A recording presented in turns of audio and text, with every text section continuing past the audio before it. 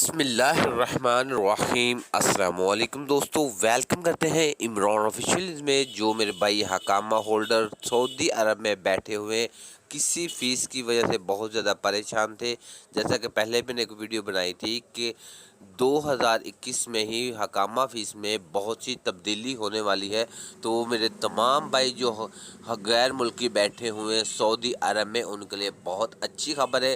حکامہ face میں بہت سی ان لوگوں نے تبدیلی کر دی ہے۔ جو میرے بھائی حکامہ تجدید کروانا چاہتے ہیں ان کے لیے اب بہت آسان طریقہ کر دیا گیا ہے۔ تو جو میرے بھائی حکامہ تجدید کروانا چاہتے ہیں وہ مکمل ڈیٹیل سنیں اور ویڈیو کو لائک اور چینل کو سبسکرائب کر دیں۔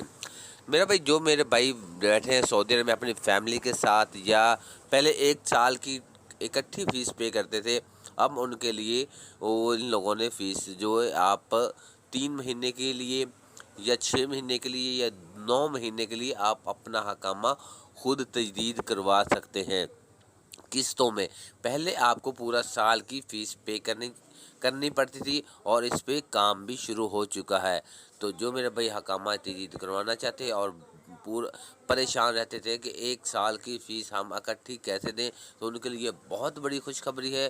سعودی حکومت کی طرف سے اس پر عمل درآمد شروع ہو گیا، بہت بڑا اعلان ہو چکا ہے۔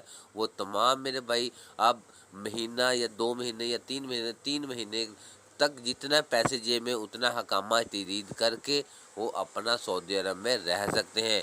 فیملی ویزا والے، ورک ویزا والے، تمام کے لیے یہ سہولت میسر